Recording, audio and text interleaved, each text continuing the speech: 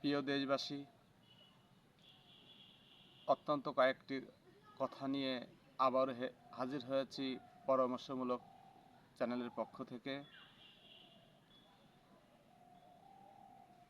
আমার বক্তব্য আজকের হচ্ছে রাজনৈতিক যে সকল নিবন্ধিত যে দলগুলি আছেন তাদের উদ্দেশ্য করে বলছি। আপনারা অত্যন্ত গুরুত্ব সহকারে দেখবেন। আসসালামু আলাইকুম ও অন্যান্য জাতি ভাইদের জন্য রয়েছে আমার আন্তরিক শুভেচ্ছা ও অভিনন্দন। আজকের বিষয়টা হচ্ছে পাঠ হবে 8টা পাঠ হবে, তার প্রথম পাঠ শুরু করছি। যদি কোনো ভুল ত্রুটি হয় ক্ষমা দৃষ্টিতে দেখবেন। আমি কোনো দলের থেকেও আসিনি, আর আমাকে কেউ শিখাও দেয়নি, আমাকে কেউ বলেও দেয়নি। এইটা আমি হলো কি বাংলাদেশের যেহেতু একজন ভোটার নাগরিক, তার দাবি নিয়েই আপনাদের মাঝে এসেছি। দেখেন, যদি কোনো পরামর্শটা কোনো কাজে লাগানো যায়, কিছু কাজে লাগানো যায়, তাহলে আমি মনে করব যে আমার দিক থেকে যেহেতু ভালো, তাহলে আমার দেশের জনগণের জন্য ভালো হবে আশা করি। তো প্রথম পর্বের কথাটা এটাই বলতেছি যে আপনারা যে সকল দল আছেন, বাংলাদেশে যে সকল নিবন্ধিত দল আছেন, নির্বাচন মুখে আপনারা ইলেকশন করতে চাচ্ছেন বা ইলেকশন করে আসতেছেন, আমাদের যাতে আর সমস্যাগুলি বিভিন্ন রকমভাবে কাজে ডাঙ্গা মারামারি হুড়োহুড়ি পালাপালি আন্দোলন এডা ওডা এগুলো যাতে অনেকটা ভালো হয়, সেই লক্ষ্যেই আমার এই চিন্তাধারা পরিকল্পনাটা। তো আপনারা দেখেন, একটি সংসার চালাতে গেলে অবশ্য অভিভাবকের দরকার আছে। সে অভিভাবকটা যদি ভালো হয় আর তার যদি ম্যানুয়াল ভালো হয়, তো আপনার সব কিছুই সংসারও ভালো হয়।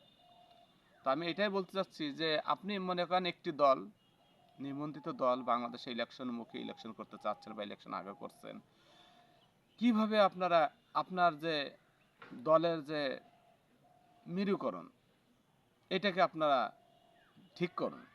দেখা যাচ্ছে কি যে আপনি 300 আসনের এমপি দিলেন, 300 আসনের এমপির ভিতরে আপনার এই আপনারা কিছু এমপি হলেন, ক্ষমতায় গেলেন, আর কিছু এমপি হয়নি, অন্য দলের থেকে হয়েছে, আপনারা এই দলের থেকে হয়েছেন। এই দলের এমপিগুলো মন্ত্রী হবে, উপমন্ত্রী হবে, বিভিন্ন রকমভাবে তারা মন্ত্রী হতে হবে, আপনারাই দেবেন পদে। দলের প্রধান যারা থাকবেন তারাই তো দেবেন।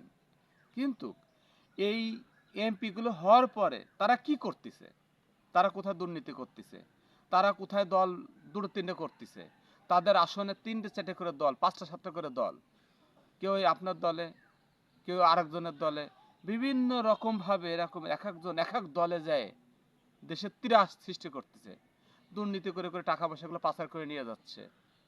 আপনার এই দলের এই যে এমপিগুলো মন্ত্রীগুলো এরা কি করতেছে, আপনার দলেরই বা কি বলার আছে, কি কর আছে, কি বা পানিশমেন্টের ব্যবস্থা আছে, এগুলোকে একটু স্পষ্ট করার দরকার আছে। কারণ হচ্ছে এমপি হয়ে গেছেন, উনি বিরাট কিছু হয়ে গেছেন, ওনার আসনে উনি সবাইকে মাইরে ধরে দুর্নীতি করে টাকা পয়সাগুলো লুটপাট করে সব বিদেশ নিয়ে চলে যাচ্ছে। আপনার এই দেশের ভিতরে ওনার আসনের ভিতরে যে সকল ওনার যে আত্মীয় স্বজনগুলো আছে, তারাও বিভিন্ন শক্তি প্রয়োগ করতেছে, থানায় যায়, ফাঁড়িতে যায়, এলাকায় গিয়ে, হ্যাঁ, তারাই জানে কি একটা সম্রাট হয়ে বসে থাকেন। মানে হচ্ছে তারা একটা প্রধানমন্ত্রী, 4টে 5টা দল করে করে এক একজন লিড দিচ্ছে, তার ভাইগনের এক দল, তার মামার এক দল, সে নিজের এক দল, সাইনবোর্ড অমুক দলের প্রধানমন্ত্রীর লোক আমি, এমপি সাহেব। অথচ সেই এমপি সাহেবের কোনো জবাবদিহিতা নাই। এমপি সাহেব যা মন চায় তাই করে পাড়ি দিচ্ছে, বিদেশে চলে যাচ্ছে। এগুলো অবশ্যই আপনার সন্তান। আমি বলতে চাচ্ছি যে দলের প্রধান সেই কিন্তু তার অভিভাবক।